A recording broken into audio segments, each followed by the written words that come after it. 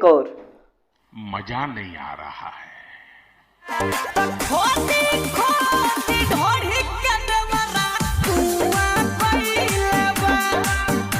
और थोड़ा तड़कता भड़कता सुनाओ यार।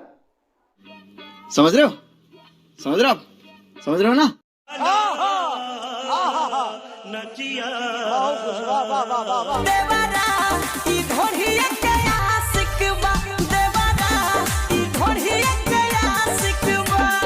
हमारे कल्चर में देवर और भाभी के रिश्ते को माँ और बेटे की तरह माना जाता है, लेकिन चंदन चंचल ये मनुष्य पूरी तरह हाथ गोड़ धो के देवर और भाभी के रिश्ते को बदनाम करने के पीछे लग गया है।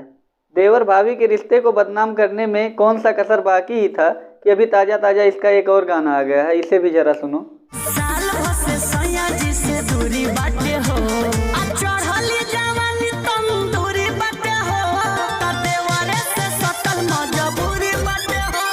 चंदन बाबू तुमसे एक सवाल पूछनी थी। क्या बाबू तुम यही सब करते हो क्या अपने घर पे अपने भाभी के साथ? और क्या तुम्हारा अपने भाभी के साथ कोई अफेयर है क्या? क्योंकि तुम भाभी और देवर के रिश्ते पे उतारू ही हो गए हो।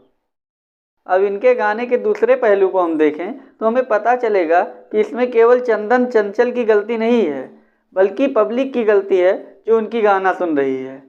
जैसा पब्लिक का डिमांड रहेगा कोई भी गायक उसी हिसाब से गाना बनाएगा। चंदन चंचल इसके पहले काफ़ी अच्छे गाना बनाए, लेकिन उनका गाना नहीं चला। ये सब गाना आप नहीं सुनोगे, इसको सपोर्ट नहीं करोगे तो अच्छा गाना कैसे कोई बनाएगा? मेरा मानना है कि भोजपुरी इंडस्ट्री को अश्लीलता से दूर करना हो तो हम सबको मिलके सामने आना पड़ेगा और बेकार गाने को रिजेक्ट, पारिवारिक गाने और कंटेंट को खुल के सपोर्ट करना पड़ेगा। बाकी आज के लिए बस इतना ही। मिलते हैं अगले वीडियो में। जाते जाते मेरे वीडियो को लाइक और चैनल को सब्सक्राइब करना मत भूलिए।